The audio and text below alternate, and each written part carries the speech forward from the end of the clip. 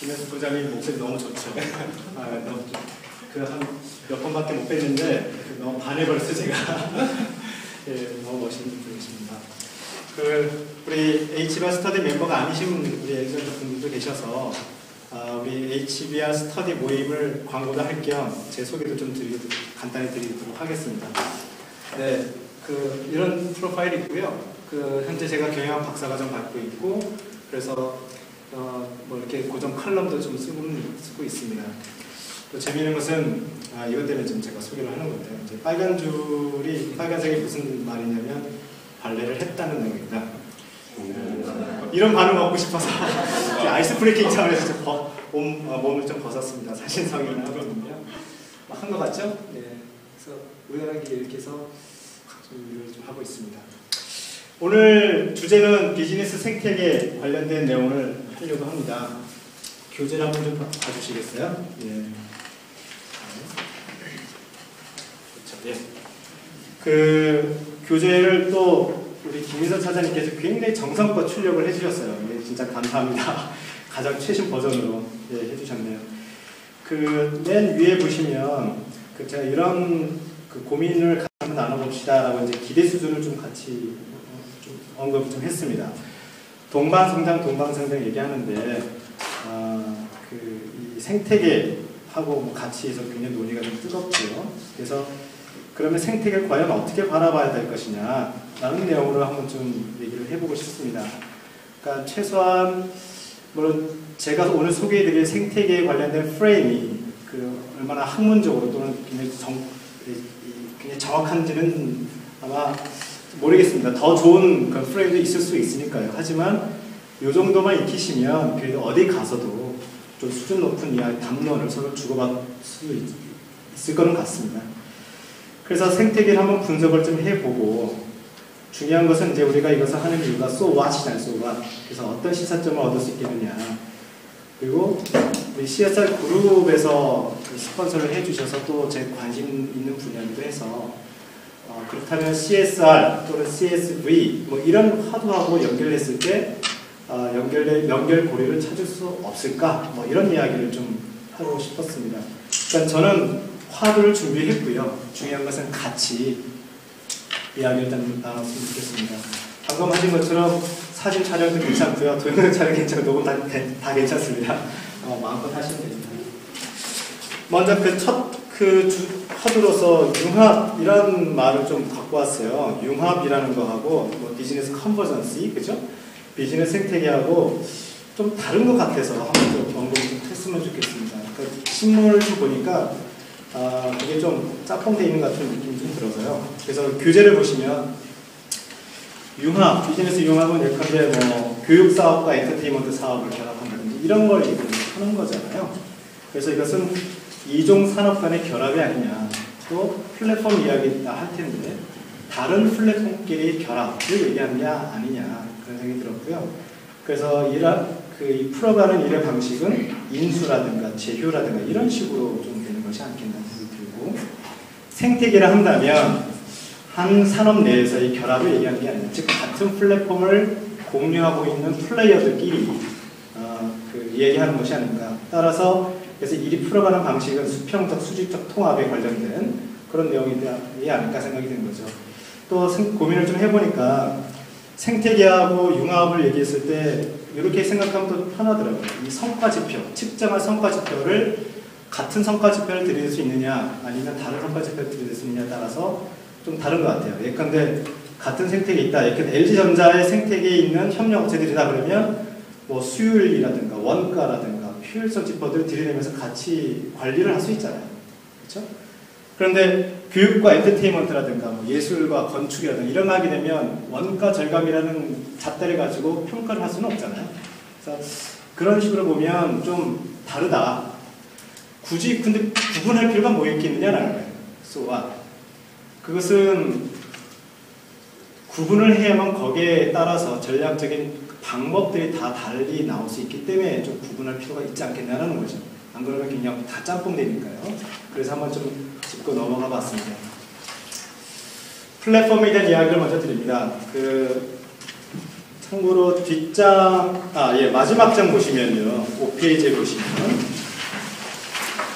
제가 이번 특강을 준비하면서 사용했던 레퍼런스들이죠. 그래서 HBR 93년도 거하고 2004년도 이 정도는 눈여겨보시면 좋으실 것 같아요. 그래서 플랫폼이라든가 좀 그 생태계라는 용어가 나와서 많이 좀 회자가 됐던 아티클들이니까요. 그리고 세 번째는 플랫폼 리더십이라는 것은 저도 몰랐는데 우리 회원 중에 한 분이 강력하게 추천해 주셨어요. 근데 책이라서 제가 책을 다 못 읽고 요약본을 읽고 거의 좀 중요한 화두가 될 만한 것 좀 갖고 왔습니다. 그리고 마지막에 있는 것은 올해 나온 논문 마이클 포터와 크라머가 만든 쓴 Creating Shared Value 이걸 가지고 한번 좀 짬뽕을 좀 시켜봤죠. 그래서 플랫폼에 대한 정의는 제가 이 교재에서 쓴 것처럼 보시면 되는데요.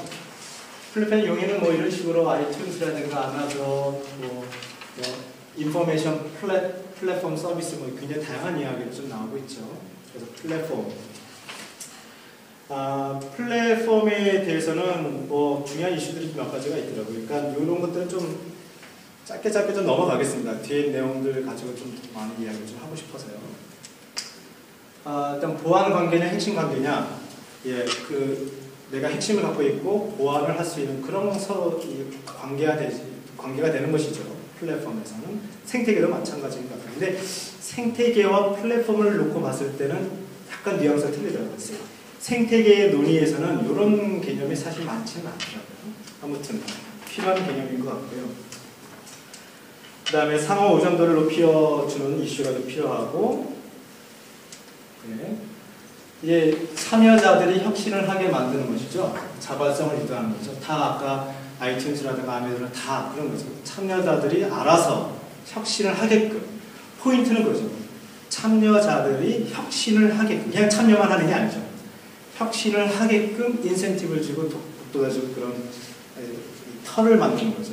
그래서 어떤 아티클을 보니까 자릿세라는 표현을 쓰는 게 너무 참 많더라고요. 플랫폼을 딱 깔면 사람들이 막 놀면 거기서 자릿세를 받아먹는 사업이 플랫폼 비즈니스 아니겠습니까? 자릿세라는 표현이 굉장히 와닿았어요. 그리고 나서 이 플랫폼 얘기하니까 이 모듈화 이슈가 굉장히 큰 거죠. 그래서 모듈별로 찢어서 기본 아이디어는 이런 거 아니겠어요? 이제 모듈별로 찢어서 그거를 각각 잘하는 선수들한테 맡기자라는 건데 이 뎁스에서 하나 더 들어간다면 제가 거기다 썼는데요.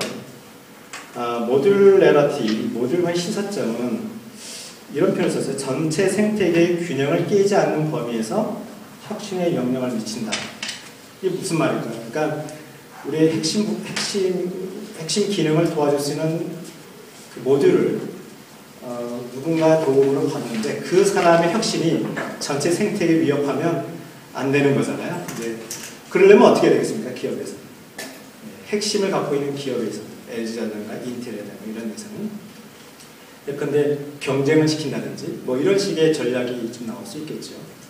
또 반대 입장에서는 이 모듈을 담당하는 중소기업이라든가 협력업체들은 어떤 태도를 가져야 될까요? 이런 이야기를 계속 왔다 갔다 할 겁니다. 그래서 하나의 사안에 대해서 예컨대 인텔이라든가 LG전자 입장에서는 어떻게 할 것인가, 또 거기에 같이 협력업체로서 나는 그럼 어떤 전략을 할 것인가, 이런 이야기를 같이 해보고 플랫폼 리더십에는 4가지 동인이 있다고 그래요. 스코어 있죠. 그래서 여기 이슈는 이제 해피 미디엄이라고 했는데 스코어라는 이런 거죠. 다 나 혼자 내가 다 끌어안고 하는 거냐 아니면 다 내놓는 거냐 이런 건데 해피 미디엄이라는 것은 이 적절한 절충선을 좀 찾자 이런 건데 이 정답이 없죠. 업체마다 다 다르고 상황도 다르니까.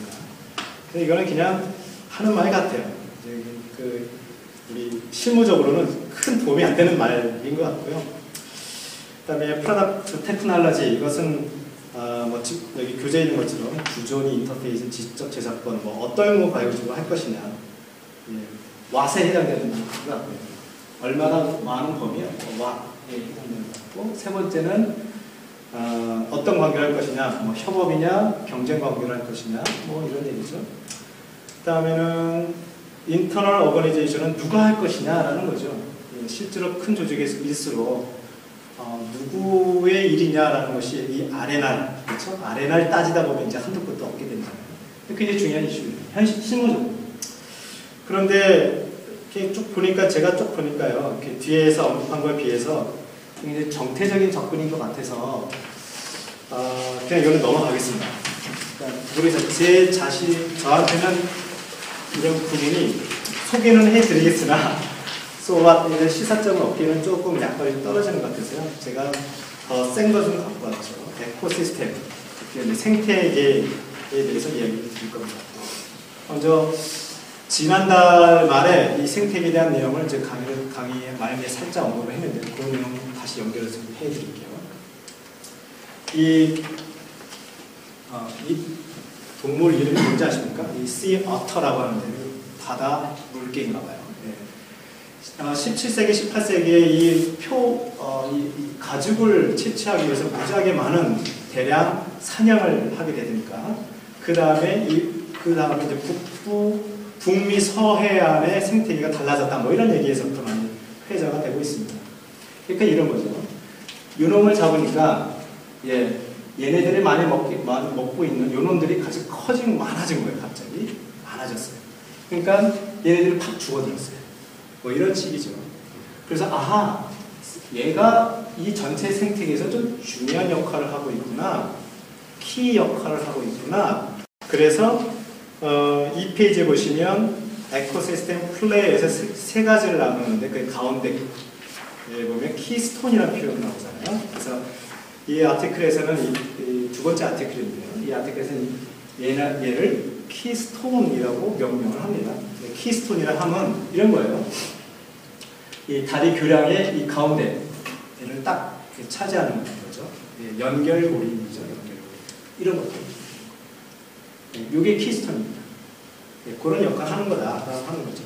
근데 이거 중에 시사점이 좀 있어요. 제가 봤을 때. 그래서 한번 같이 이따 토론 시간에 좀 같이 얘기를 했으면 좋겠는데요. 일단 플레이어는 크게 세 가지로 나눈다고 하죠. 다미네이터, 공룡같이 혼자 제가 거기서 썼죠.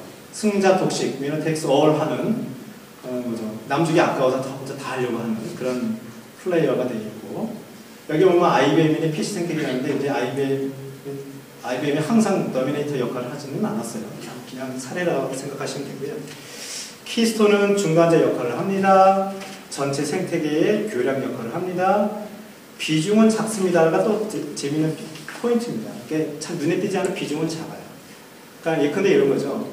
애플 아이튠즈가 전체 상거래, 전체 이 비중에서 보면 사실은 비중이 그렇게 크지는 않다 하지만 멍석을 깐 역할을 한다. 뭐 그런 개념으로 보시면 되겠어요. 그 다음에 니치는 생태계를 풍부하게 만드는 역할을 한다. 절대적으로 개체수가 많아야 된다. 뭐 이런 얘기를 좀 했잖아요.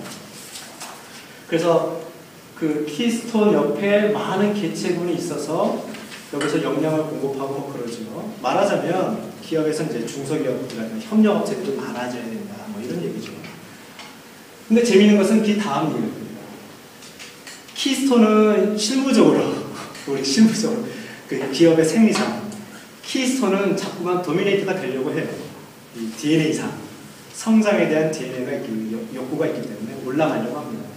근데 도미네이터는 또 사실은 승자 독식에 안취돼서 금방 자만에 빠지기 쉽기 때문에